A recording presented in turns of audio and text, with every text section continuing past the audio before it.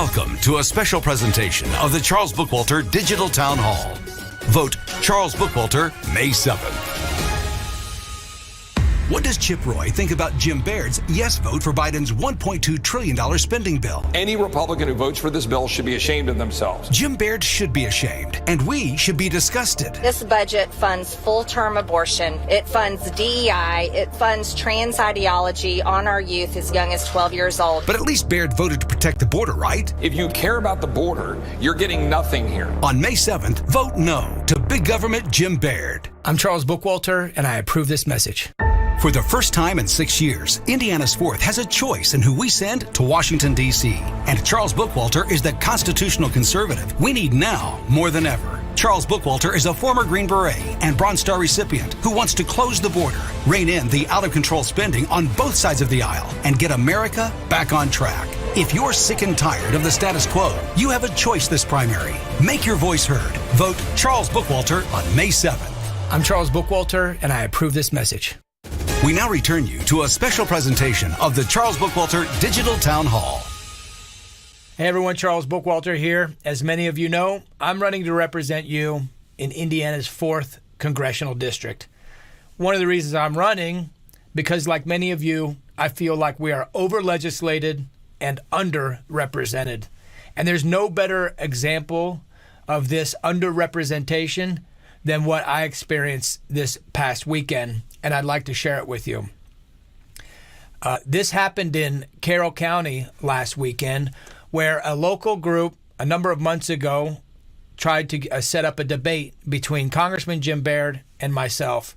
This is the 3rd debate that I've done, but unfortunately Congressman Baird didn't show up for any of them.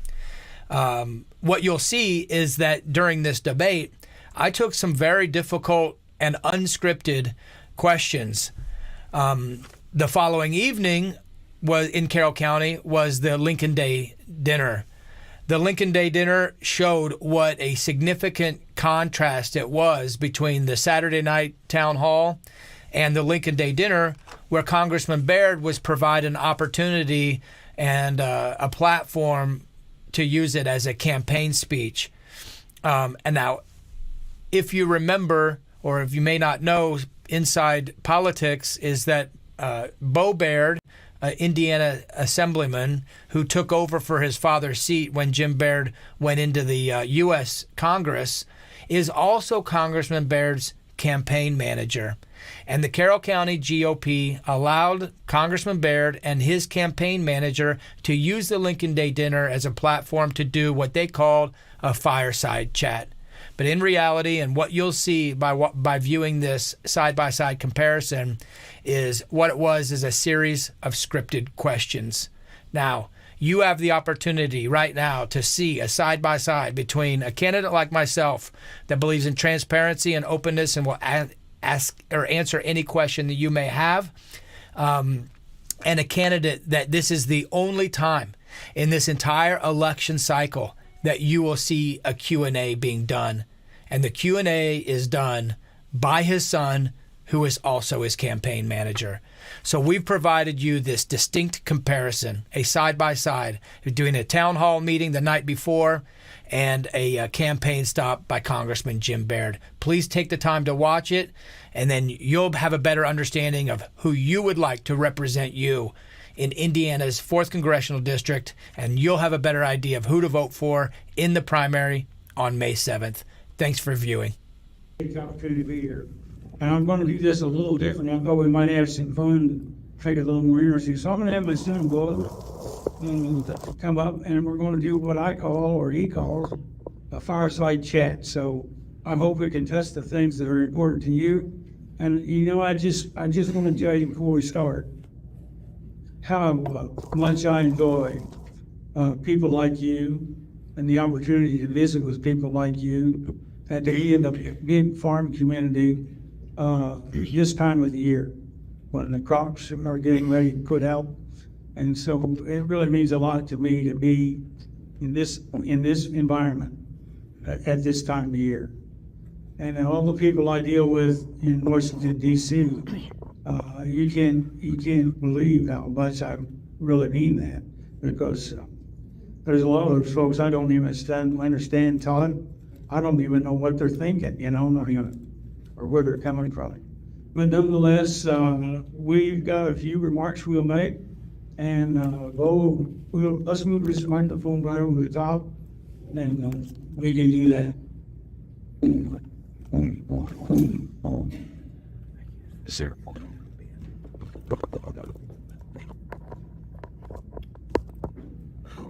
Is this working? Yeah. As he said, I am Bo Baird, and I'll be moderating tonight's fireside chat. Dad, I think last time we did this was for state party, is that right? You and Congressman Mass and Congressman Crenshaw at the time. That's right. We'll try to keep this more brief than we did that. I know you've been coming here for over a decade. When you combine your time as a congressman and as a candidate, I do see a few new faces in the crowd. Can you give us a brief, very high-level, a little bit about your background? Absolutely. Grew up on a farm, went to Purdue, a BS and a master's degree, went to Vietnam, came home a decorated Vietnam combat veteran. Then I was at the University of Kentucky for a PhD. And then we came home. My wife is a nurse, and she's probably the reason I'm still here. Anyway, yeah, that's right. Anyway, we started buying farm ground because we were both interested in that, and started a home health care agency. And that's been what we've been doing since we got back to Vietnam. And so all those experiences have really added to my appreciation for what we do, my appreciation for agriculture, my appreciation for family, and this country is so. I think also before you started public service, you were involved in a lot of community organizations. President of the local fair board, you were on Rotary, the local cattlemen's association. Can you tell me a little bit about how those experiences have transcended into your work at the State House and then in the U.S. Congress? Well, thank you both for that. I mean, did serve in a lot of the civic clubs around Putnam County there. But, I want you to know that two of the groups that I really enjoyed was the FFA and the 4-H. And I really support those kids and those programs because it gives those young people a real opportunity to get to know how they can perform impromptu speeches and to be able to talk standing on their feet. And so I really support those two programs. And so I was president of the county fair, Putnam County Fair, a couple of years.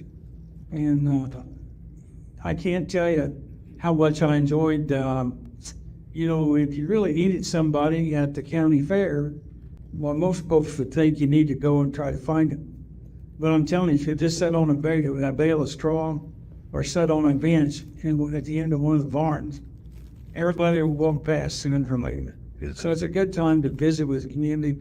And what's really also good about that, in addition to the kids in 4-H being able to compete, it's the culmination of their year's worth of work, getting an animal ready, getting a project ready, and so then they can get together and exhibit those exhibits at the county fair. And so they have a real opportunity to get to know each other, but the adults have the opportunity to really share community values even at the same time. You're watching a special presentation of the Charles Bookwalter Digital Town Hall. Our program will return after this message.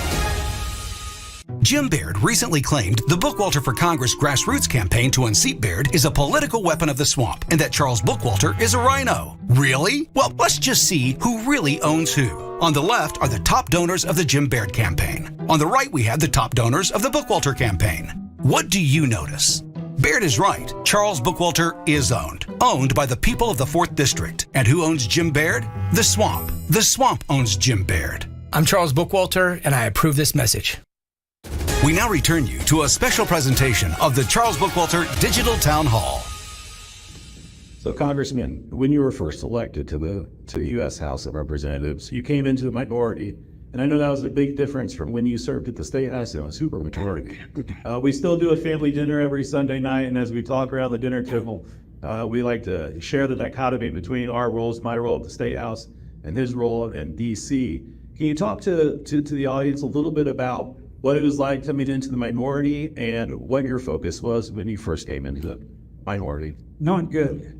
I mean, really not good. And when I first went to Congress, after the first 35 days or so, I didn't think there was any hope for this country to try to save it. But after I was there a while, we started getting into committees and so on. Then it became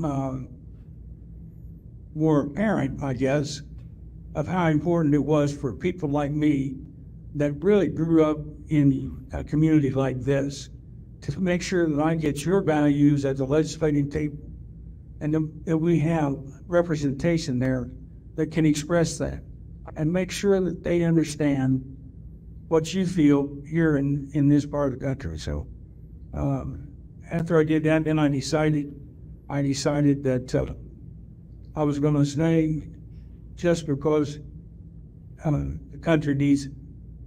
And I love this country. So I'm going to protect those things that are important to our children and our grandchildren. I saw on one of your outreach flyers that you returned almost $5 million of hardware and Hoosier dollars to constituents in the 4th District. I think casework is something that always gets overlooked as people talk to you about legislation. Is that something you can talk to us about tonight, what your office has done casework-wise, and maybe explain what that $5 million is? Where did you get these questions anyway?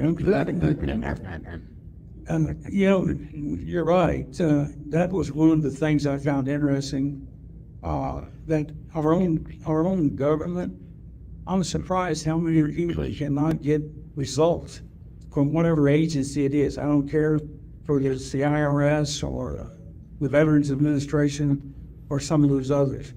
And so we have returned $5 million because we've helped people with constituent services, and we've been pretty good about that, both at the federal level and here in the district. And that is really rewarding when you see a veteran get what they feel they deserve, and when justifiably, or if you settle an IRS problem that's been going on for 2 or 3 or 4 years, it really is a rewarding experience. And our staff does a great job of that. And they appreciate that kind of experience. Turning our focus to current events, the goal, you travel the 4th District. What are you hearing? What are you seeing as priorities as you travel across? Well, I had the opportunity to go with the painting to some of the other places around the country. But when you get to people like you, I think the 3 things, I can nail down the 3 things, but a lot of things I can talk about and tell you the background of. Well, it really comes down to the border, inflation, and then what we had just last week on the FISA reauthorization. And so when you look at those 3 items, and there's no question that I think the board needs to vote. And what's really frustrating is we don't need more laws to do that. I think the president and this administration, the president, could take an executive order and handle that right now. So we're constantly encouraging them to make sure they do that. What I'm afraid of is that it's going to take that change. It's going to change administration before we can get that done. It is really frustrating to see the number of people coming across our border. And when we went down there about 4 years or so ago, and the Border Patrol folks shared with us that were there, and they were almost overwhelmed at that time. But here recently, I went back in the last year, and the thing that struck me was that the Border Patrol agents were talking about tentacles that come across from those cartels. They run Mexico, and then they have representatives right in our own country that have come across this open borders. So they can be in these cities, these safe areas for them, And that's not good for the country. And it's overwhelming our healthcare system. It's overwhelming our schools. They even taken some of these schools to house these individuals. And so all of that has contributed to our problem with crime and so on around these sanctuary cities. So that's the first issue I think we need to take care of.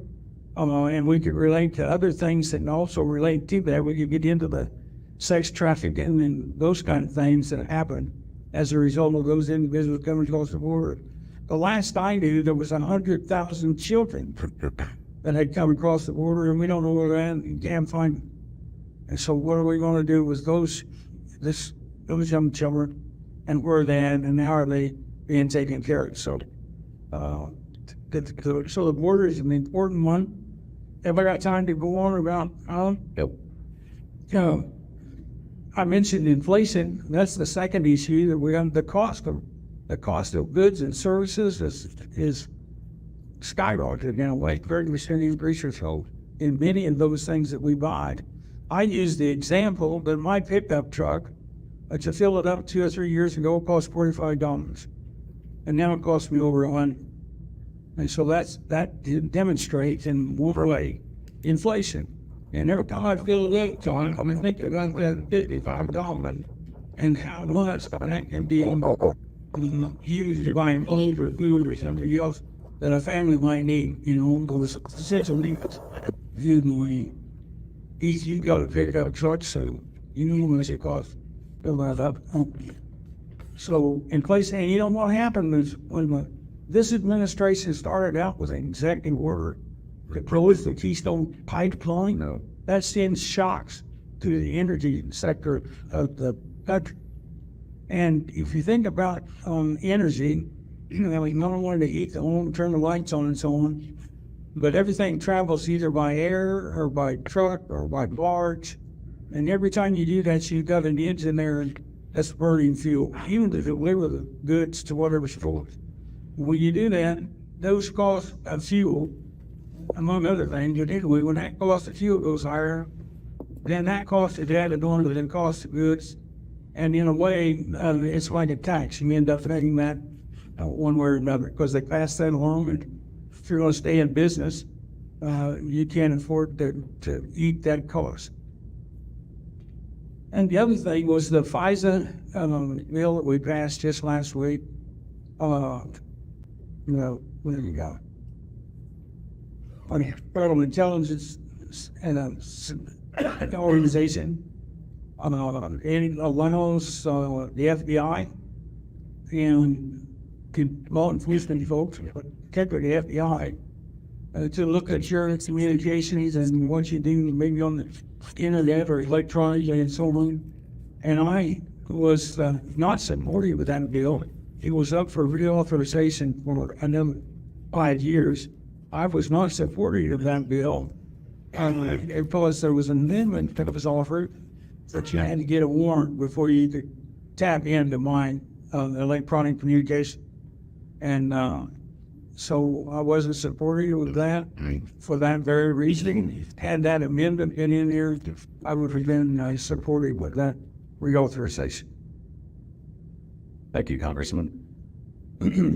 Shifting gears a little bit, there's a proliferation of deceitful and insincere misinformation out there about some of your legislation, in particular the carbon sequestration.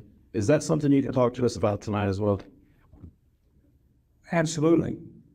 The carbon sequestration bill was simply, when I looked out here what the state of Indiana was doing, and you were looking into that and some of the bills that you had. But I realized that there was not enough research being done on the second part of carbon sequestration. And I know many of you have probably had a lot of discussions about that in this area. But nonetheless, there was not enough research or enough data about the consequences of storing CO2 for long-term underground, deep underground. What happens if you have a leak, or what happens if you have some kind of an explosion or whatever? But I realized there wasn't enough research. So this bill that came out of the science committee and related to having that kind of research conducted so that local officials and people like you had the opportunity to study that information, and then we would know whether we wanted to put CO2 under the ground in an area close to us or even underground that we own. So there is no eminent domain in that bill whatsoever. It's all about research. And so I don't appreciate misinformation that many of you have probably had in that regard. Thank you, Congressman. Did I hear you correctly that you'll be explaining this on the House floor tomorrow? If anybody wants to tune in and see it live, or they can watch the recording? That's the current plan, yes. Okay. Congressman, that's all the questions I have for you. Will you stick around and answer individual questions after the conclusion of Lincoln Day? Absolutely. Will do. Any closing remarks before we? Well, I really appreciate what you do, and I want you to continue to do what you do, because the thing we need to do now, the primary's coming up on a week and Tuesday, and so we need to get all your friends and so on out and make sure we go, because we want to be in a position by the time we come around to November to make sure we can change this administration from what we have now. It's important to every one of us. It's important to our children, and it's important to our grandchildren. But I do thank you for being here. I appreciate you letting me come visit with you, and God bless America. What you just viewed is what it's like to be over-legislated and under-represented when you're not able to ask questions to your incumbent, or when they have a scripted narrative where they control the line of questioning. And what you'll see by stark contrast the night before in our debate is the local people being able to ask whatever question they wanted about the most important issues of the day. So please stay tuned and watch it. We'll be right back after this. Why did Jim Baird suddenly flip-flop on his support for Ukraine funding? One day he's for it, the next he's not. For the record, between 2022 and 2023, Jim Baird voted on 3 separate occasions to give a total of $90 billion to the Ukrainian war machine. He even received an A rating for his unwavering support. But now Baird says he's against funding Ukraine. What changed? Charles Bookwalter. Charles Bookwalter is a true constitutional conservative who's ready to serve and vote the will of the people of the Fourth. That's what changed. I'm Charles Bookwalter, and I approve this message. Who is Charles Bookwalter? Charles is a husband, father, entrepreneur, and former Green Beret. But most importantly, Charles Bookwalter is a constitutional conservative. Charles Bookwalter will work to close our borders, ensuring the safety and security of our nation. Charles will fight to secure your personal medical freedoms, giving you complete control over your own healthcare decisions. And Charles Bookwalter will continue his fight to secure our elections, ensuring every vote counts. On May 7th, you have a choice. I'm Charles Bookwalter, and I approve this message. All right, well, so this is just a touch unorthodox because there's not a moderator because the other party didn't show up. So I'm going to take a few minutes extra that I would typically not take and give a brief biography of who I am. And I'll make it very brief, and then we'll get into a few issues that I would challenge the incumbent on if you were here, and then we can get into some questions maybe about those issues. So obviously my name is Charles Bookwalter. I grew up I'm a lifelong Hoosier. I grew up in Vermilion County, Indiana. That's right on the border of Indiana and Illinois. I live now in Thorntown, Indiana, which is in Boone County, south of Lafayette. I have my wife of 17 years, and I have 3 daughters, 9, 9, and 8. And we 3H at home. We homestead, homeschool, and home church. Now, I've been challenged on the home church part. We do attend church, and we are small group leaders, my wife and I both, in the kids' ministry. So we don't just stay at home and church. We also attend church as well and volunteer there. I graduated from Indiana University and went directly into sales. To graduate Indiana University, I had to do an internship, which took me to the Pentagon, which got my first experience in the military. I realized that I wanted to serve after 9/11. I was at the Pentagon in 99 to 2000, and then 2001 happened. So ultimately, I matriculated into the U.S. Army in 2006 under a contract that allowed me to go directly into the Army Special Forces. So in 3 years, I earned the Green Beret as a medic, and I also learned Chinese. So a year and a half of that training was the medical training and the Chinese. So for the next few years until 2012, I was active duty. So from 2009 to 2012, I was active duty. I did 2 combat deployments, earned a Bronze Star, and went to all kinds of additional schools and trainings. In 2012, my wife and I were out west, and I told her I'd never make the military career, and she wanted to go home, so we came home. As a medic, it's a year-long training. I was able to leverage that training into a job in medical device sales. The last 7 years of which I was at Intuitive Surgical, which is a manufacturer of the Da Vinci robot. So for the last 7 years of my professional career, I was in the operating room training surgeons on how to use the Da Vinci robot and working with administration and the C-suite on how to purchase these Da Vinci robots. That job allowed me the financial opportunity to invest. So we built some commercial real estate just south of here in Clinton County, in Frankfurt. And I bought a Jimmy John's franchise that we put in as the corner store in that in 2017. All right, that's the summary. I tell you all that to tell you that when COVID occurred, I was in the operating room and I owned a fast casual restaurant. It was probably the 2 worst sectors that you could be in at that time. And if in this debate, I might have an opportunity to remind you of some of the things that occurred during that time that we've forgotten already, that had a significant impact on someone like me. So ultimately, I resigned that job at Intuitive because it was requiring the jab, both the hospital and the company. And so the writing was on the wall and I left. But also, I had to go save that business, the Jimmy John's restaurant, because I couldn't get employees to stay there. I was competing with the federal government for money. And here's one of the reminders. If any of you own a small business, I don't know what happened to you, but my employees would leverage COVID against me to get a number of days off, however many they wanted, up to 10 days, by saying things like, you don't want the town of Frankfurt knowing that COVID is running through our restaurant, do you? Now COVID doesn't scare anyone. But back then, in 2020, everyone was so fearful that that's what they did to us, that it had an impact, even on me thinking to myself, I don't know if I want that rumor getting out. That could really seriously impact our business. But ultimately, the way I handled that business is what got me involved in politics.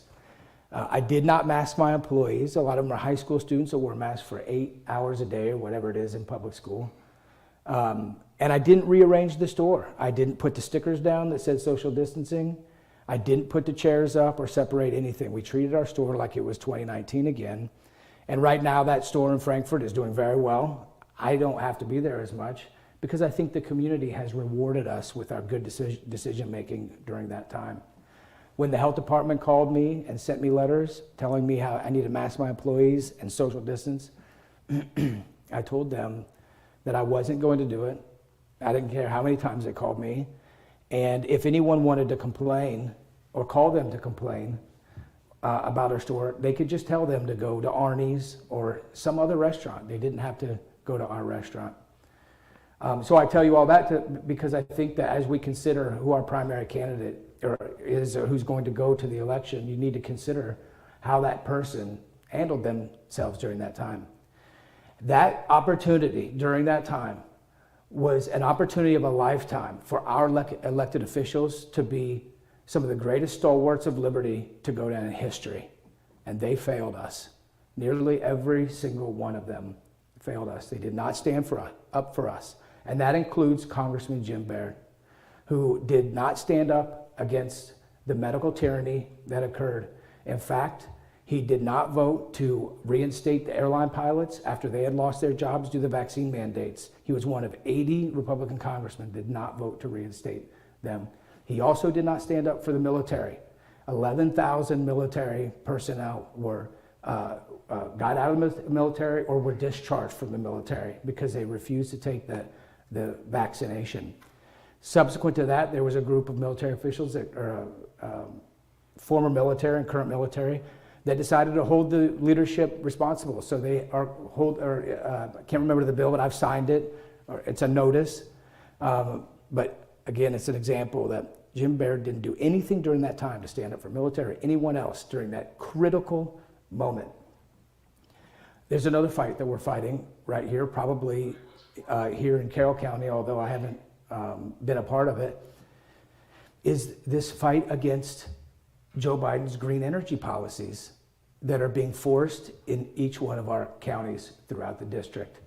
And I tell you all that because I've gone to a number of these meetings all over, in White County, in Newton County, in Warren County, in Jasper County, Hendricks County, Boone County. I've been to a meeting in almost every single one of those counties, in the planning meetings, the commissioner meetings, or the BZA meetings, speaking up against this, the green energy being pushed on these communities that don't want them. And we've been successful. Just last week I was in Fountain County when we had 200 people showed up because they don't want these solar fields being put in their backyard. And they went in, they showed up, we had a little rally outside, they went in and the commissioners voted for a moratorium on solar fields right there, just like that, because so many people showed up. In Boone County, we went to the commissioners meeting and requested a workshop. They granted it. 200 people showed up to Boone County Fairgrounds, and everyone spoke. And that next Monday, the commissioners got together and they voted for a 2-year moratorium on solar and wind. In Newton County, they've put restrictions on vehicles, the weight vehicles. Excuse me. So those big trucks that drill cannot drive on their roads. In Hendricks County, a group got together against wind farms, and they stopped a wind farm that was going to go in Jamestown. There's more examples. Oh, in Putnam County, we're planning a solar field, and I went down there and testified with them. In fact, in some of these meetings, folks, they'll just take when they know people are going to show up, they'll take public comment off the agenda. And 2 of these meetings I've been to, I've had to tell them that we're there and we want to talk, and they had to stay there and listen to us. But that is, so we need people that are willing to stand up to these people that are mismanaging this power and resources that we have given to them. Again, our elected officials that have failed us. Congressman Baird has voted for nearly every Ukraine spending package, and there has not been a war that he has not supported up to this point, despite his experience in Vietnam. It is because of those experiences that I had in combat in Afghanistan and the Philippines that I've taken a different approach to foreign policy and would seek peace instead of being purveyors of war all over the world, which we have been for about 100 years.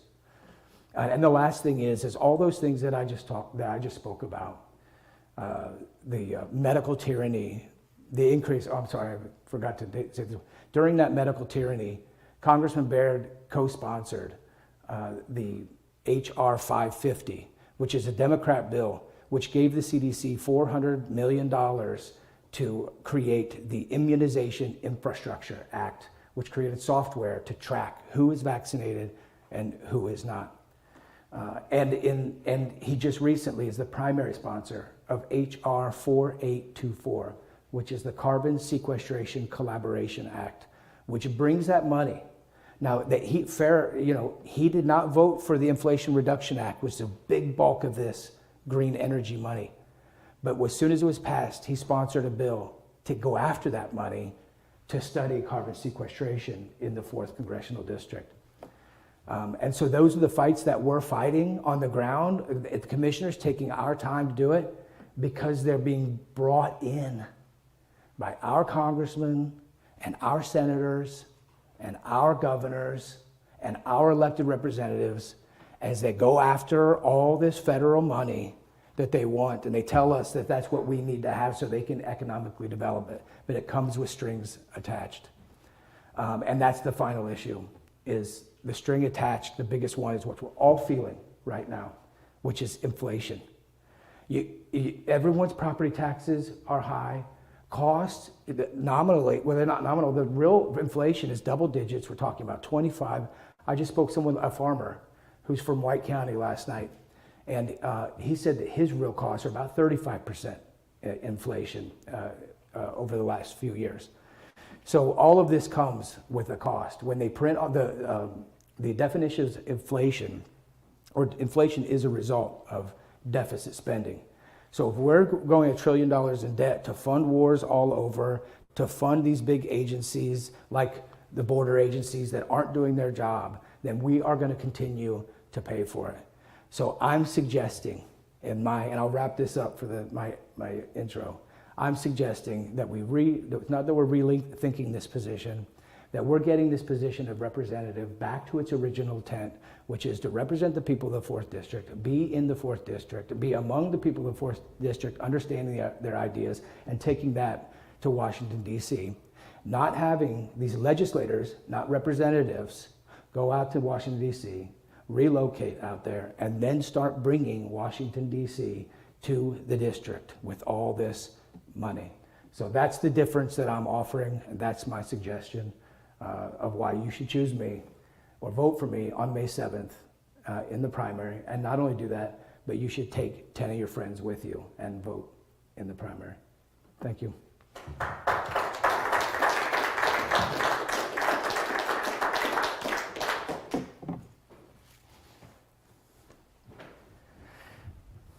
I probably won't even sit down.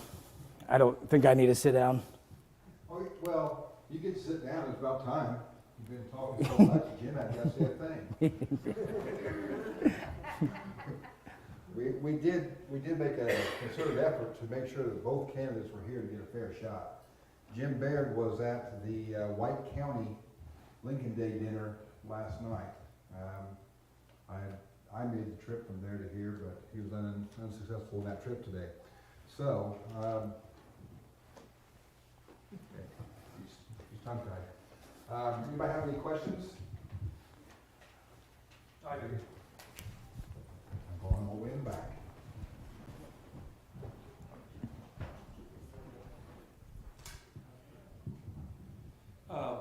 This community is no different than the other communities you talked about a while ago with solar and the green energy, the windmills and everything like that.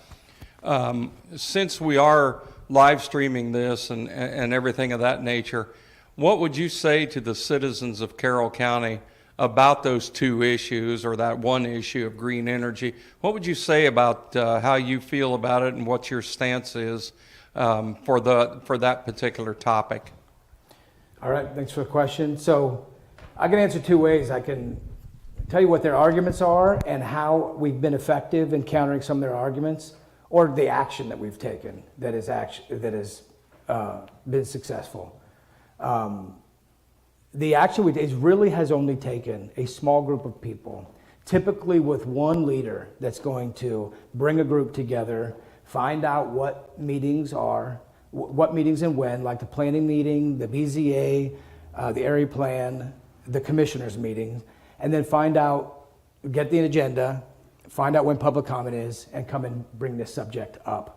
If it's on the agenda, that's one thing. If it's not, then you can just bring it up to the agenda and start finding out information about these projects that are maybe going on in your county. You're just not privy to it yet. This is how this has happened, is that no one knows about it except the commissioners or some planning people or some of the farmers that have gotten these contracts. But if one or a small group of people can get together and start that little group, you'll be tremendously effective just by going to these meetings and voicing your opinion and opposition. And you find out there's a project that's here and people really are, Mr. Seward, if they really don't want these projects in the area, then they'll all come to the local meeting. Everyone, you just have to tell all of your neighbors and all of your friends, and everyone will show up. And that is what's been most effective, taking action. Now, the two arguments are, and I just will try to be brief about it to give you a little ammunition, is one is, who's heard that Well, you can't tell a farmer or a property owner what they can do with their property, right? You can't do that. It's their property. You can't. Well, remember that private property starts with the fruits of our labor, which is our first dollar that they're taking away from us, giving to Washington, D.C., who then gives the money to these companies that then go purchase the land from farmers. An example is in Fountain County, Indiana. The company's name is Dolphin. That's the solar panel company. Well, if you go to their webpage, the first thing it says is we're a green energy company that is a federally subsidized company. These companies are shadow government companies. They're political insiders that know about these bills and this money and when it gets passed, and then they start a company and they buy Chinese solar panels and they start a business. And that's why these companies fail. At high rates, they fail. They go under or they get bought out, they get purchased because these companies aren't in it to provide a good service and a company, to provide a business or build a business. These companies are in it to get the federal money while it's available. And they're talking about it at every level, ladies and gentlemen. I was just listening to a podcast over here, and it was a mayor, it was a governor of one of the states. And they talk about it openly. Governor Holcomb talks about it. It is a lucrative industry. It is about economic development, bringing these projects to our communities. It is not about energy. It's not about, they talk about, it's jobs, it's economic development. It brings things to the community. They're bundling in all these little packages. So getting back to it, so the tax argument is not a good argument. That's our money. That's the first dollar. And as soon as a business and a private individual brings our tax money into it, they're bringing us into the conversation. So that's why we go to the commissioners, and that's why we're getting involved, because they're using our money to do it. If they don't want our opinion, then they don't use our money, and then we can't be involved in that decision.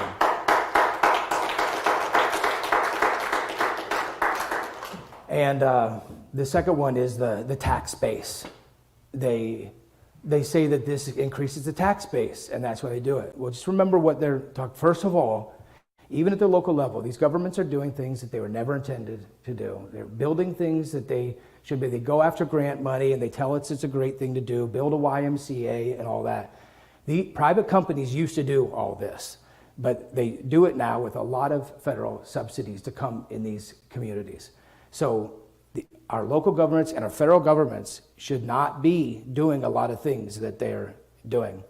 The second thing is like, as we just have never been a kind of people or community that thinks that giving our government more money through our taxpayer dollars is a good idea. We should be more wary of that when our community tells us that that's great that they just brought in $400 million. And remember that they promised these services, the roads, the fire, the police, to our grandparents and great-grandparents. So if they're failing, it's because they're being mismanaged. It's not because we need to increase more federal income to build these better, or build different economic development opportunities or projects, or pay for services that were already promised even a generation ago. Okay, these promises were made, taxes were paid, and services were not delivered. So we have to hold that accountable before we just start taking more of our money and putting it into the problem.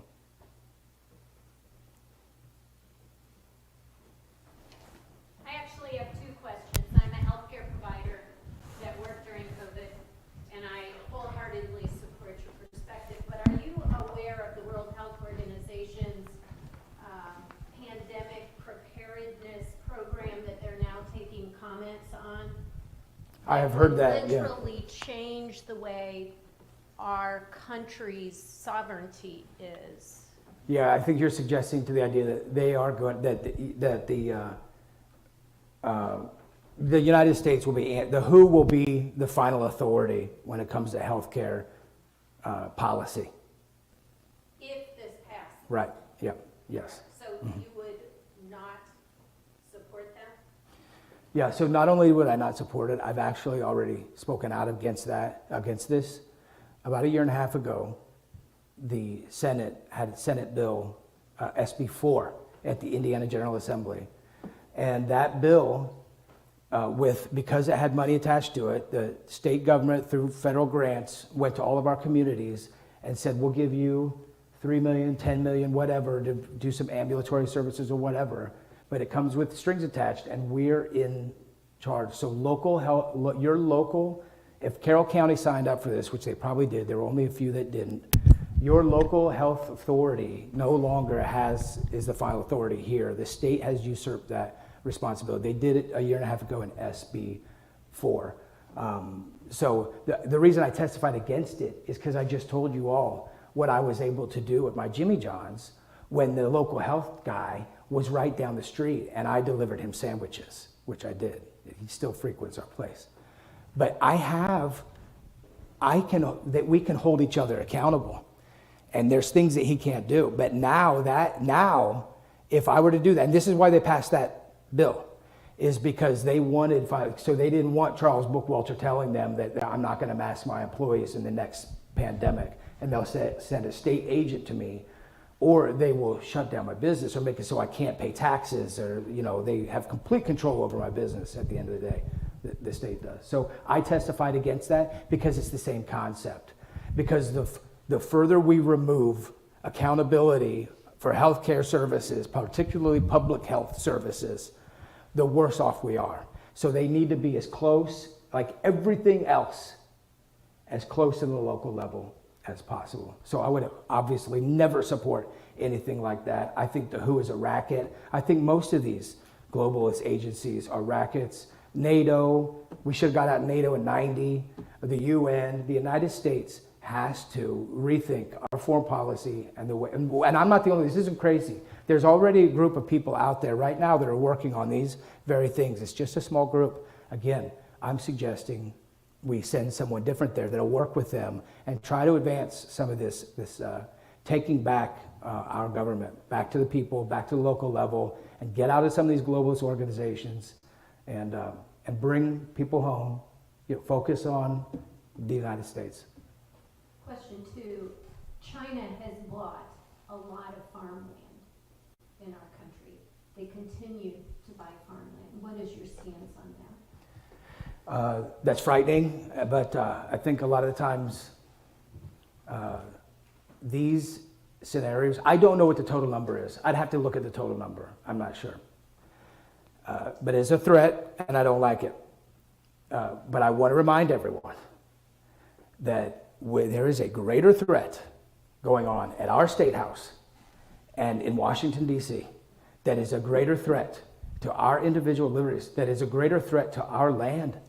Last year, they passed House Bill 1209, which means that if any of these carbon sequestration projects come in up there, that if 70% of the project, if 70% of the landowners agree, then they get to take the other 30% in eminent domain.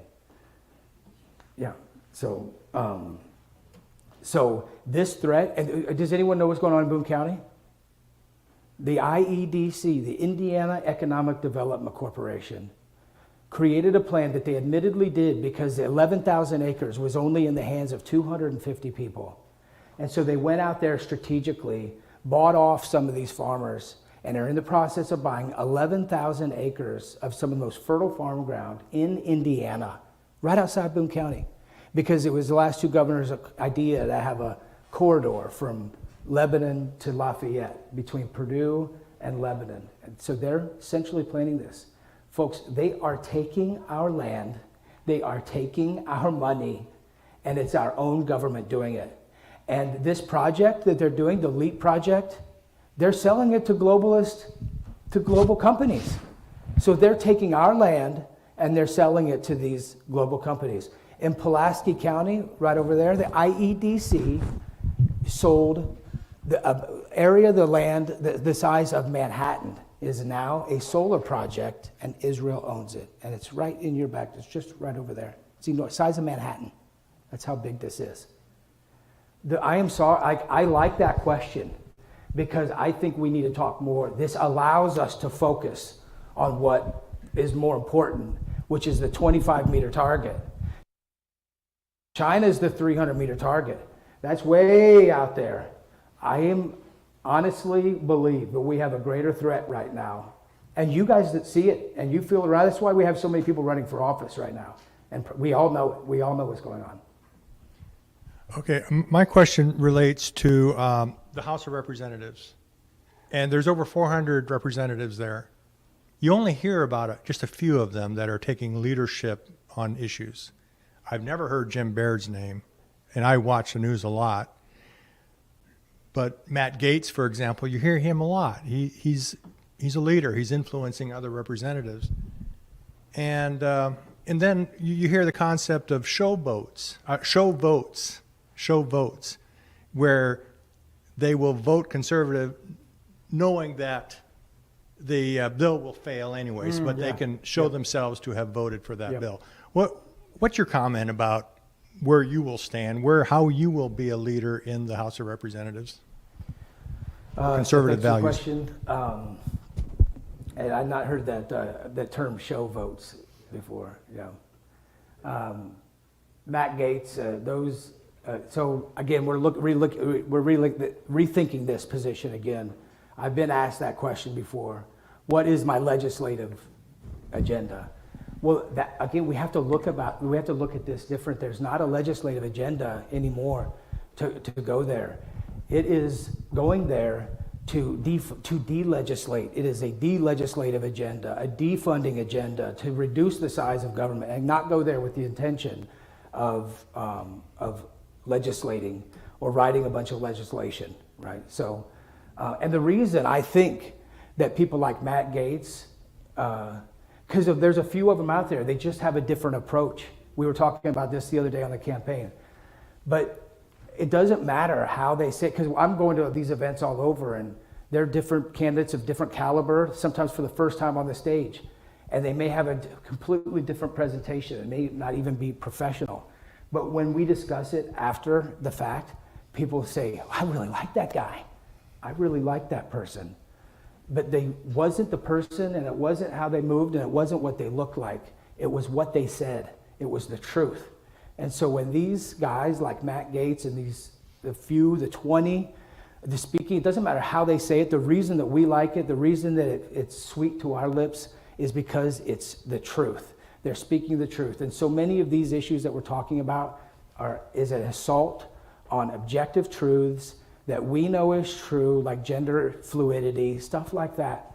And so when they're coming out and talking about it, they're doing the thing that so many of them just won't even do, which is won't even talk about it because they don't want someone from the other side to attack them and call them a terrible name and use ad hominem attacks, which happens to me because I'll speak openly about these things. So that's the approach, that's the idea, is to go out there and actually join these men and women that are all like MTG that are already doing this, and join them instead of going there with an agenda or to have a legacy to write a piece of legislation. You go there to join those people that already have bills that are very important to us in our campaign, like defunding the Department of Education. Thomas Massey just got another co-sponsor on that bill. He makes a tweet about it every single time. So it's about going out and joining those people and actually trying to make some progress in defunding agencies and reducing the size of the government, which is what we all, I think, agree upon doing. Sure. I'd like to piggyback on the question about the farmland. While China is probably the most aggressive buyer and leaser of lands in America at this time, it's actually the Communist Republic of Canada, really? Pardon me, that is the single largest of foreign entity that owns lands within the United States. But according to a 2021 USDA survey, approximately 2.2% of all Indiana farmland, 80% of which is valuable cropland, was owned or leased by a foreign entity. Last month, Governor Holcomb signed into law House Bill 1183, which bans 5 foreign adversary countries from owning or leasing farmland in the state of Indiana and banning them from buying any real estate of any kind within 10 miles of a military installation. This bill was clearly designed to protect Indiana's valuable farmland, which is disappearing at a frightening rate, Hoosier food security, as well as the overall security of all Hoosier residents. If you were elected, or should I say when you were elected, would you be willing to sponsor a bill at the federal level designed to protect our nation's security, as well as our precious farmland and America's food security? Would you be willing to do that? Yeah, that's it. Great. Yeah, thanks for all that information. Was that 80%? 80% of the 80% of Indiana? 80% of the, no. 80%, I'll read it again. Yeah. Approximately 2.2% of all Indiana farmland, it's roughly a half million acres. It's like over 450,000 acres, is owned by foreign entities. Yeah, okay. 80% of that amount is valuable cropland. Gotcha, yeah. And I wonder how that land got into the hands of those entities as well. Because I doubt a foreign company can come in and buy the property without going through some kind of process. They do it all the time. Well, but I wonder if a private entity can come in, a foreign entity can come in and contact Keller Williams, or does a foreign entity come in and contact Governor Holcomb? And I mean, I don't know. I'm not sure. I shouldn't speak out of turn, but I'm not sure how that works to come in and buy large pieces of land if the foreign entity isn't like registering and making it known, or can they just come in and talk to your local real estate agent? Because that would be, yeah, I don't know how that works, but it is Friday, of course, that I would do that, but I don't know what that looks like. Because all I've seen my lifetime, what I continue to see, because I've talked to a lot of farmers around here, is the continued centralization of land into fewer and fewer people's, into fewer and fewer hands. So I don't know what that looks like, to do that, but I think we've got to encourage more small ownership, like the LEAP project. It sounds crazy, but they want to take 11,000 acres and develop it into globalists. These are huge globalist companies that are coming in here, build huge manufacturing and chips, but I would rather see 10,000 1-acre pieces of property that people have a small home on and a little bit of land, than if we're going to spend money that way. It's just insane that we wouldn't encourage something would be more land ownership and small farming or small gardening. Anyway, sir. So why do you want to run? Just why? What's the passion? What's the motivation? What do you tell your wife that you're willing to jump into the swamp, fight the good fight? You join the Army, or you're part of it. There's a reason. I want to know why. What's going to be the motivation when hell breaks loose? Why? Because I think we're at an inflection point right now. I really do. I think that we're at a point where there's so many things going on. Like, one of the biggest concerns would be like a dollar devaluation, or we lose the reserve status, or something like that could have serious civil effects here, or disruption and discord in the United States. And I think that is a very real possibility. And there have been so many attempts to get people together that would like-minded, that would come together and defend themselves. And we don't have that anymore. So there have been, in the last decade or so, little things called cells or little groups, and they don't work. Before that, the grandfather of those were militias, where people would come together and they would support one another. But those don't work because 8 out of 10 of them are FBI agents. But in reality, what this is a political movement of like-minded people that are taking their country back to the way it was originally intended. And because we don't, in my estimation, have that much more time. And we need some leaders that are out speaking about this, where we know who to rally around if the time ever comes, to have people in places that can keep control and protect our communities, frankly. That's why I'm doing this.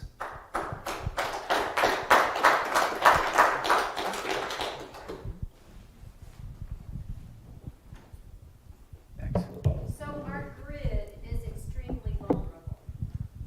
That's pretty common knowledge. What are your thoughts on protecting it?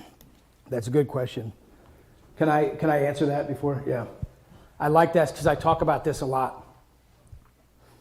Because we've been subsidizing oil and gas for 100 years. We've been subsidizing it, and that's upset a lot of people. Like, why are we doing that? And I agree. Why are we subsidizing these wealthy companies? But the fact is we have. And now our grid structure is crumbling, and what's the response of the federal government? What is it? What's the response? Go green. Go green.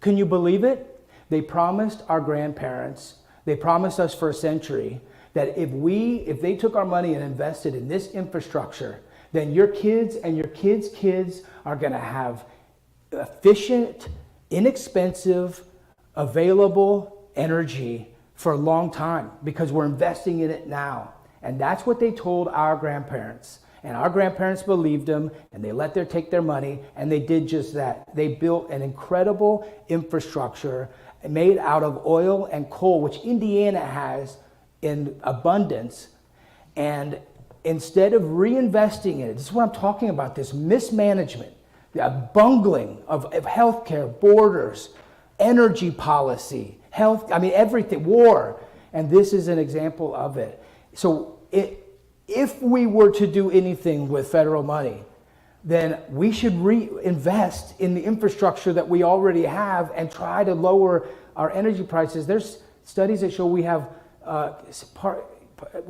oil for like 350 years at rates that far exceed what we're using it now. And coal, and we've only become a cleaner environment. I challenge the entire idea of climate catastrophe anyway. That's why we're even talking about this, because they're saying there's a climate catastrophe, which I don't agree with. Weather is warmed, weather changes, but it's not a catastrophe. In reality, the world suffers from cold deaths more than we suffer from heat deaths. It's a complete scam, and we need to reinvest in the infrastructure that we already have. Now, my first choice would be to let these companies decide in a free market, which everyone would go back to our fuel. We wouldn't have to subsidize them. The companies would build infrastructure and reinvest in it because they charge a fair value, and it would work. But they're not going to get their hands off of energy. So if we were going to do anything, we decrease our subsidies and we get out of green energy. We stop this nonsense, and we need more people to talk like this and about it. She's got to follow up. That wasn't exactly. Oh, sorry. All right. Drill, baby, drill. I'm okay Yeah. with that. Oh. But EMP. Oh, you're talking about that, about a catastrophic, protection. Okay. Well, again, you're just, and what are we on time? 7 minutes. It's just another example. We were intended to have a strong defense. Okay, that was the mandate, to have a strong defense, not have 800 bases in 150 countries. You want to secure the United States. You want to secure our borders. You want to have fighting age men back here fighting the culture war, which every major time we've had a war, a culture war has followed, and we've lost, some of our culture. So we reduce the size of the military, we bring them back home, and we protect our borders, and we invest in our infrastructure. Once again, we invest in a defense, not in an offense. That's how I would approach foreign. I made it very clear that I would seek peace and seek to secure the borders and reduce our size and our intervention abroad. I was against the Ukraine tranches from the very beginning. I think we need to seriously reconsider all of the funding we do everywhere in the world, every single country, absolutely, and stop it, and bring it to a stop. Yeah, your question. So my question is, I want to send good men, good leaders in our government. What are you going to do to prevent yourself from being purchased, bribed, and come home a lesser man, not one that we elected? Yeah. I get that question all the time. It's really hard to answer because they've lied to us so many times. We've just been lied to again and again. I answered this question last night, actually, at the White county movement. My response to them is, first of all, someone asked me today, are you a Christian? When we were door knocking, we left door knocking in Martinsville today. We were down door knocking in Martinsville and then drove up here for the town hall. But he asked if I was a Christian. I said, no, I follow Christ.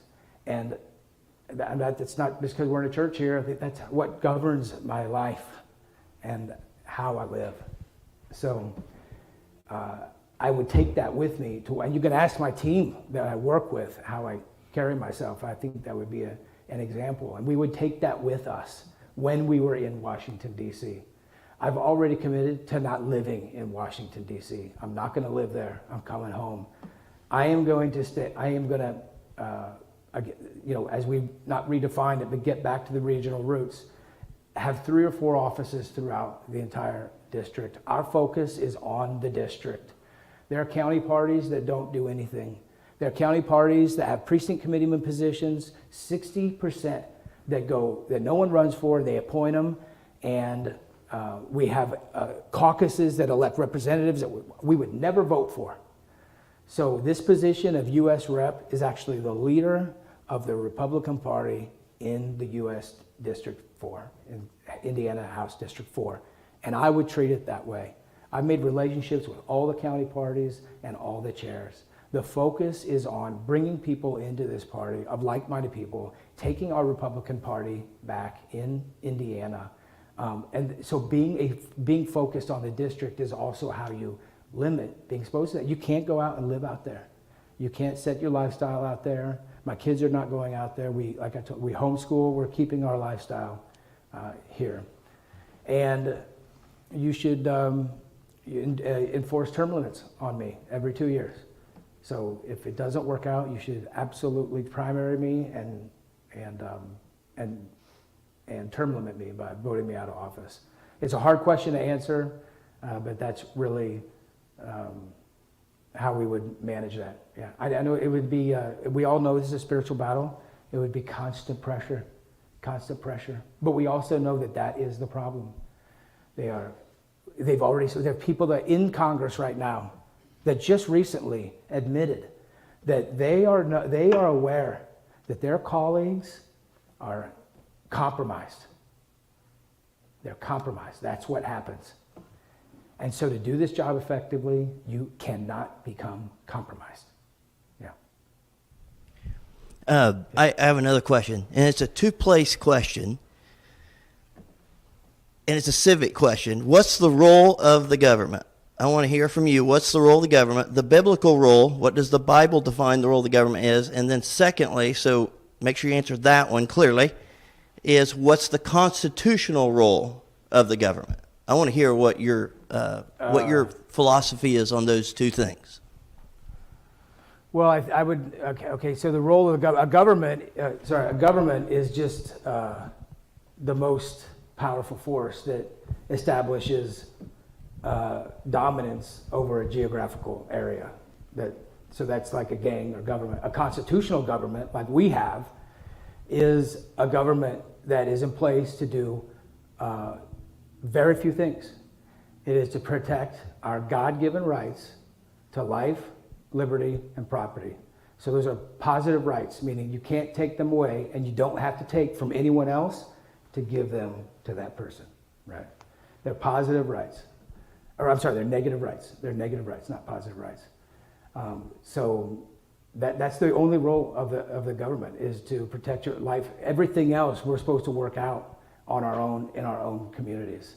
And they were constitutionally bound by that, and we have gone so far from that it's you can't even recognize what it is with all the codes and statutes and regulations that were never intended to be. And it takes hard, strong people to be in those positions, to not continue to usurp responsibility from the people and centralize it into hands of a few people. Now, the biblical role of government. I haven't been asked that question. I got to think about it. There's a lot of answers you could probably go to, like giving unto Caesar. There's Old Testament government. Here's what I know. Here's how I answer that. The biblical role of government. I think it's in 1 Samuel 8. The sons are corrupt, right? Samuel's own sons are corrupt. And so the people say, we need a king. And Samuel goes to God like, it's not you, Samuel. It's not you. It's them. And God tells Samuel, that's fine, but go tell the people that a government is going to, conscript you. It's going to take all your wives and make them do this. It's going to take all your men and make you do this. It's going to take all your money. It's going to do that. So that's my answer. That's the biblical, my answer to a biblical role of government. There's probably a New Testament role, but I can't, on the top of my head, I can't think about what it is. Romans 13. Yeah, but that's really controversial. Romans 13, that's really controversial because... I bet it isn't in here. Yeah, all right, good. Yeah. That's what everyone said during COVID was Romans 13. Sorry, yeah, that was a reference. That they can tell us what we have to just pray for, that we're put there by God and we're just supposed to pray for them, but that's debatable. Wall builders, David Barton. I've got, yeah. Really good information. I've read his book, Original Intent. So, and I've seen a lot of videos. And I've gone to that class, actually, wall builders class. Sir. No, I appreciate your position on the foreign wars and support, but specifically, what's your position for U.S. support for Israel? Specifically, well, I guess I could answer that personally and politically. People don't like that, but I support the country of Israel, but right now I would challenge their leadership. Right now, I do not support. I just was listening to a podcast up here about what Netanyahu is saying, that what we're supposed to give to them. And what's going on there, as any follower of Christ, is just like unbelievably devastating. It's the same in Ukraine. Just mass murder, mass slaughter on both sides. And these are Palestinian Christians, and these are Jews, and these are all kinds of people. They're human beings, made in God's likeness. So President Nixon, I think it was Netanyahu back then. I think it was him as well. In '67, when they tried to push into Egypt, because they started killing people and doing things where even the U.S. president said, whoa, you can't do this. And I think Reagan and Bush did the same thing when this is going on our entire lifetimes. And in my estimation, like most other interventions, more guns, more war, more missiles is not going to solve that. We've all seen that our whole lives was this two-state solution. I'm not sure that is a solution. I mean, that's all we've seen the entire time has been death and destruction. So I don't know what the answer is, but giving them $14 billion and materiel to kill people, kill each other is not the answer, in my estimation. Yeah. But I also don't object to them defending themselves. I mean, what happened October 7th was unbelievable. You defend believe me, I understand self-defense. Here I'll use an analogy, but it seems like to me that the relationship between Israel and the United States is like the playground, where Israel is the younger brother and America is the older brother, and Israel can do what it wants when it always knows the older brother is going to step in and stick up for them. But sometimes if the younger brother is forced to negotiate himself out of a position, then something better can come from that situation. Mine's more of a comment than a question. Being an elected official, it's very difficult at times to stay strong and true to what you took the oath to uphold. And I want to thank you for doing that to this point, standing your ground on the poke. I know if I would have been fully in office at that point, I would have resigned my position before I would have ever agreed to any of that. We did not mask up in my office after that. Good for you. Good for you. Unless they came in and they chose to put it on because they were not feeling well. We do still have one little barrier up on our counter. We've taken everything else down. I've removed all the stipulations for the election process. I did that in 2022. If you're that afraid to get out, then stay home. But don't put your insecurities and think somehow I need to accept those. just That's never because been I'm done an in elected history. official. That attitude has never been done in history before. That was the first time we experienced it. Yeah, it's like I said, you know, it's a daily battle sometimes. So I appreciate you standing up for what you believe in and Likewise. helping the rest of us out, to give us that voice too, and thinking and knowing that we're not alone, and I'm never gonna fall in and cave into that. I will resign before I ever do that and let the government tell me what is best for me. Yeah, thank you so much. Yep. And, you know, we've continued that too, like fighting against the IEDC. You know how tough a position that is? Do you guys know what the IEDC is? The Indiana Economic Development Corporation? Yeah. Like I'm sorry? It's not elected officials. They're not, no. It is a public-private partnership group between our government and private actors.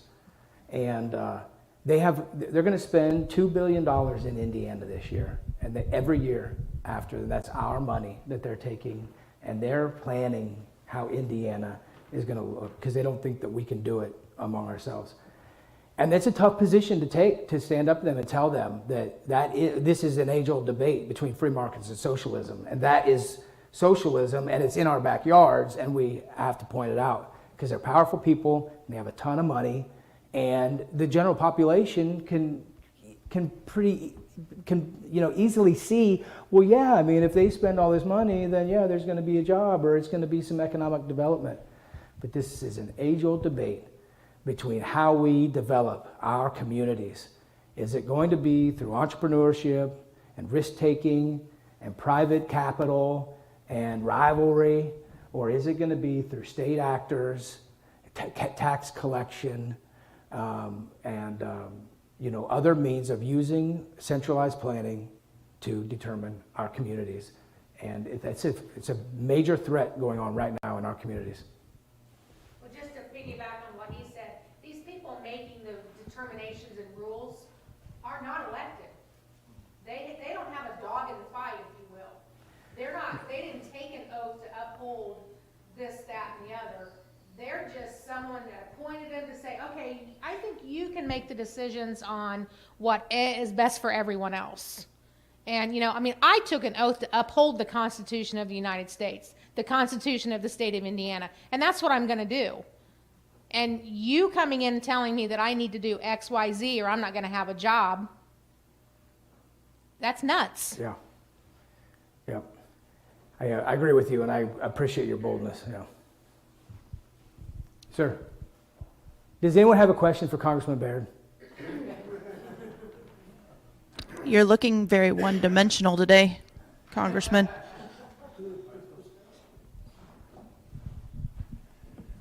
Regarding the whole green energy scam here in Indiana, one of the things that I haven't heard anybody talk about is all of these companies that are lining up at the trough that are dipping their snout in the federal subsidies. Who owns these companies? I live in Frankfort in Clinton County, and by the way, it's worth going to Frankfort just to go to Jimmy John's. Not only are the sandwiches awesome, the service, you'll never get better service. I mean, Thank awesome. You, It's Thank you just very great. much, sir. Very kind of you to But say. if you head south on 75 here, you get into Clinton County, and before you get to Frankfort, you're going to see a big old solar field.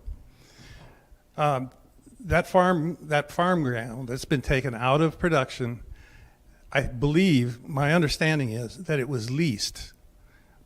The farmers still own the ground, but all the solar panels and all the electricity that will be produced there is owned by what used to be Indianapolis Power and Light, which I can't remember how long ago it was purchased, and it's now AEG Indiana. Most people do not know that AEG Indiana is part of an international corporation called AEG Corporation, which is 16% owned by the Chinese. Now, that 16% isn't a big amount, but I kind of think that the Chinese swing a pretty big stick and have a lot more influence than just that 16% would indicate. I bet But- that 16% is more than all of us put together. Oh, yeah. But Yeah, the pork producer, Yeah. yeah, Smithfield sold. And China owns most of the pork production in the United States. But, yeah. Was there a question? I don't even know. Yeah, I was. Don't be fooled with what she said a minute ago. Don't be fooled that appointed boards are in the federal government or the state government alone. We have several appointed boards in Carroll County. Redevelopment Commission, after Redevelopment Commission, and a lot of other stuff too.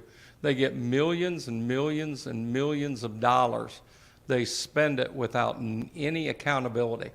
They are placed there by the county council. They are placed there by the commissioners. And I'm not dogging either one of those groups. I'm just telling you it's a fact.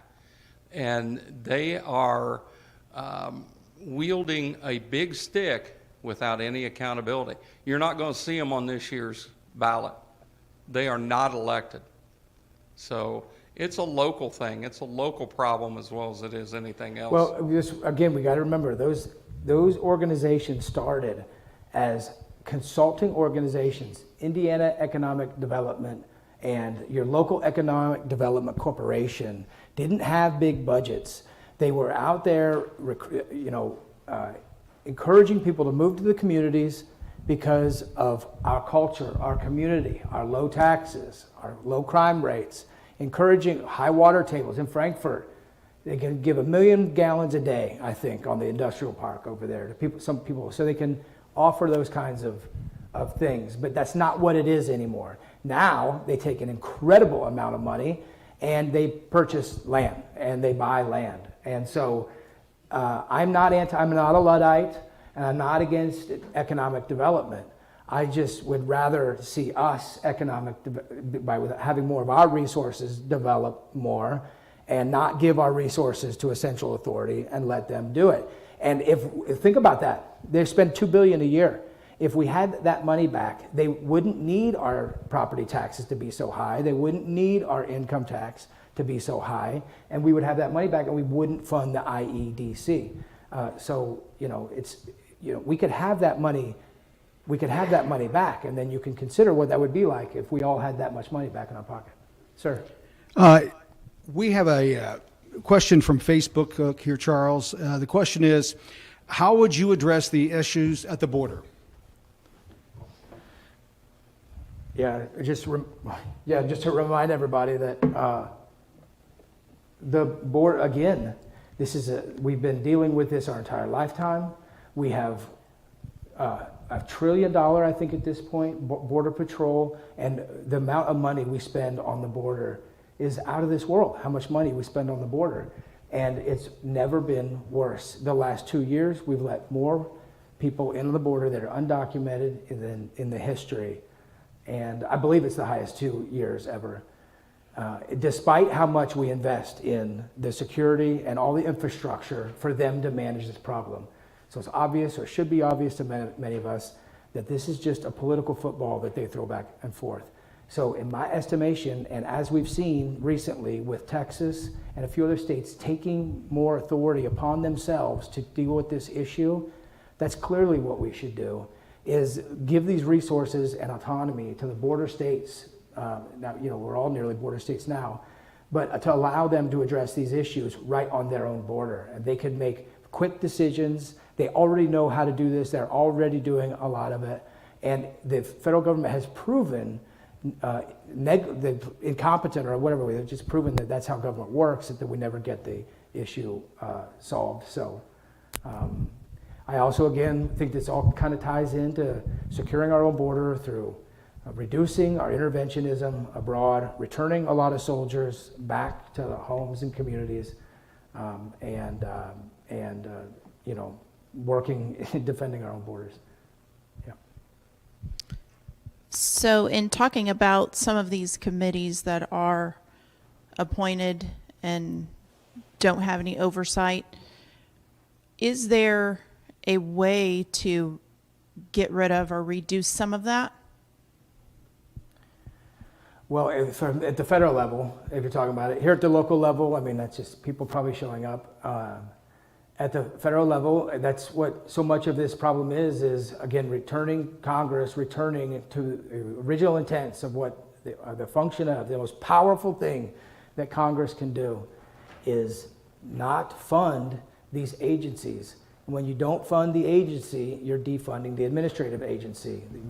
These laws that get passed are 7,000 pages. They're skeleton laws that the administrative agency then goes and fills out and fills all this stuff in. It didn't always used to be that way, and in fact, that's a recent phenomenon, as opposed to passing smaller bills, single appropriation. They've already started working on this. They just need more people. That was one of the things that Matt Gaetz got, one of the first holdouts, is they got single line appropriation for some of their appropriation bills. So you have to go on record as whether you're going to fund this specific line item to be able to hold each other accountable. But the responsibility of Congress was to control the purse strings, and that's their opportunity to stop an overzealous executive or judicial or whatever. And so this is how we would have to look at this. That's why I'm saying we need to defund some of these agencies, like the Department of Education.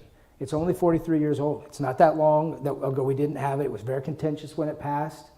You know, I'm not saying defund education. I'm saying return the money back to the people, back to the states, local levels, and not have a $1 trillion bureaucracy in Washington, D.C. It's not it's ineffective. It comes with strings attached, curriculum that we don't agree with. It's when we have to start looking at this position in that way, in my estimation. We have another Facebook question. It's addressing kind of the issue you just touched on. I think there are government agencies that are overstepping their responsibilities. Are there any that you think we could shrink or get rid of entirely? Yeah, we've done defund the ATF, and these ones that I'm bringing up are already sponsored bills that have already been sponsored by Chip Roy, by Thomas Massey, by Matt Gaetz. One of them is to defund the ATF. And when you defund these agencies, there are going to be a few responsibilities that might have been one of the original intentions of the agency. You just take that responsibility off and you put it in another agency. The ATF has been all kinds of different agencies. It's been part of the FBI. It's been moved around under Homeland Security and back and forth. It's been moved all around. So you get rid of the agency, you take a few of the responsibilities and put it in like to U.S. Marshals or some other federal agency, and you're just getting rid of a lot of the laws and regulations that these federal agencies have and they were never intended to have in the first place.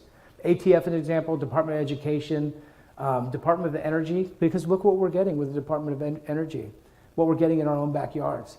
They can't be trusted with this kind of money. Those are three that we've talked about and we put on our platform, on our website. Defunding those agencies. The Department of Education, ATF, microphone up front, please, and Department of Energy. And I'm sure I'll think of more. I mean, FBI. I'll stop too. I'll stop. Okay, so Do I need to open my Bible app? No, you don't need to do that. But here's the deal, Charles. We want to support you. But we have been in the electing officials, and we've seen it nationally over the last 5-10 years, people who come to the stage and they say really good stuff. Dan Crenshaw. Crenshaw's one of them. Yep. There's a number of them. And my wife and I are done. You know, I was in D.C. last Tuesday. I saw Jim Beard. It's a behemoth. Mm-hmm. It's a massive mess, and I told his constituent or his aides, he's a deadbeat in D.C. He needs to leave. But neither am I willing to elect you if I'm not confident that you're going to be a man of integrity and not become the next deadbeat or the next sellout. George Washington had the opportunity to become president of the United States. Yeah, I'm aware of that. King of the United States, excuse me. King.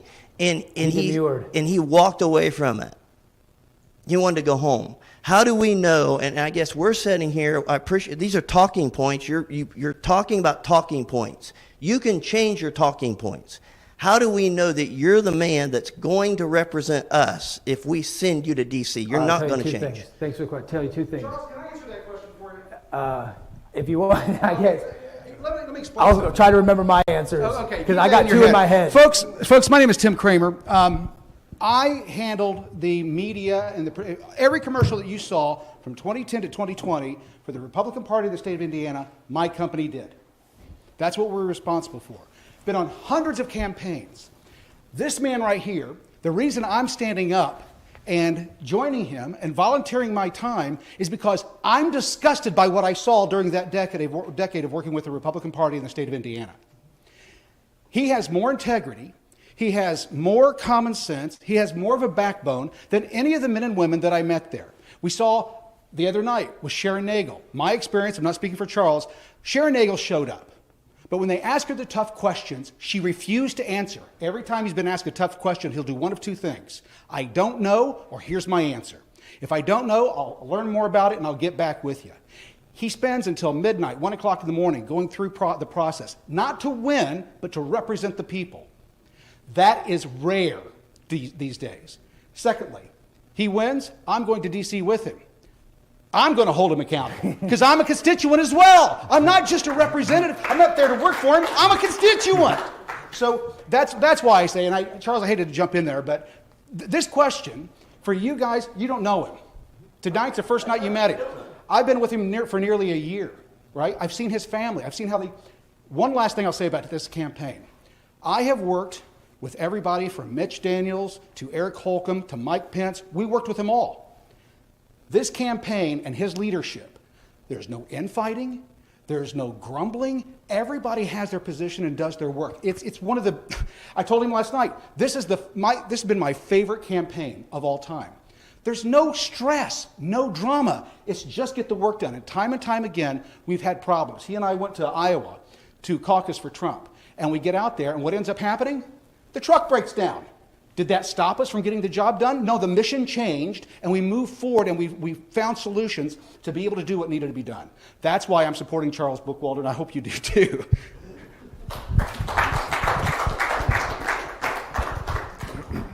That is very kind. My career in the military, I was about 10 years at the mark when you get out of the military. At 10 years, you're like, I might stay, do 10 more years. I was a Green Beret. I was promoted ahead of my peers. I was Ranger qualified, so I had a triple canopy. I had a dive bubble, a Bronze Star, and awards that took 2 pages on my DD-214. That when I went to out process, every person I talked to, they look, and then they look up and they're like, "You're getting out? Why would you ever get out of the military?" Because I never intended to make the military a career. And it wasn't about staying there and doing something just because I got awards and promotions. The second thing I'll tell you is this, and there's people in this room that might be a part of this, but Carroll County hasn't maybe gotten as much love. The biggest part of our campaign has been to do what Green Berets do all over the world, which is recruit, train, and fight alongside your allies. The biggest part of our campaign, the reason that we've knocked on 25,000 doors, the reason that we've outraised Jim Baird the last 2 quarters is because we have like 100 people working for us all over the 4th Congressional District. We have recruited all these people in and are working on the ground with all their people. We were knocking on doors in Martinsville. There was a crew in Crawfordsville. There's a crew in Boone County. There's a crew in Hendricks County. They were in Plainfield today. And there's a crew in Tippecanoe County that walks every single Saturday and in the evenings. We've knocked on 25,000 doors. It's a different campaign. I've never done this before. It's a different way of looking at politics and, and having our communities and keeping our communities together. No one has ever taken this approach to build a network of people that are becoming precinct committeemen and delegates so they can actually reflect. They're actually running for these offices instead of being appointed and then caucusing them in. They're going, and then they're walking with our documentation. So I did a few training programs. That's what we do. We recruit, then we train them. I've offered precinct committeeman courses and constitution courses. And then we walk alongside them by carrying their literature, which I've done the last 3 years to help get people elected in Boone County. And now they're all out carrying literature for me. So as I run for precinct committeeman, I'm running for precinct committeeman. So I would make you aware of all the things happening in the Republican. You're a Republican primary voter. Oh, and here's a candidate that's running for you in Congress today. I also need your vote as precinct committeeman. Thanks for your time. And door knocking on that. So I tell you that to tell you because my dad is not a congressman. You know, I don't come from money. It's a completely different approach to this office and how to get elected in this office. I've never run for anything smaller. People tell that first object, why don't you just run for county commissioner? Like, what? You're complaining about what's going on and then you're asking me to do it the way they do it. We're not going to do it this way. We're going to go for the top of this position and we're going to take it. No one owns me. If we win this, it's by the will of God. I've had only a few people endorse, small names to endorse this. The House Freedom Caucus called me and gave me an interview and they never really endorsed me. That's because if we win this, it's because we have no one else to give thanks to. No one has come out and supported us except the people. And we have hundreds of volunteers. We've outraised the incumbent 2 quarters in a row. And last quarter, the incumbent had to pull out an additional $200,000 and loan his campaign $200,000. That's how serious our campaign is right now. But I need you to take 10 of your friends and vote in the primary. Sir? Normally, one of the questions I ask is, do you support the Second Amendment? But actually right now, tonight, I have something that weighs a little heavier on my mind. In just the past week or two, the Biden administration has literally gutted Title IX, a law that was passed by our Congress, and they have literally administratively gone in and gutted it.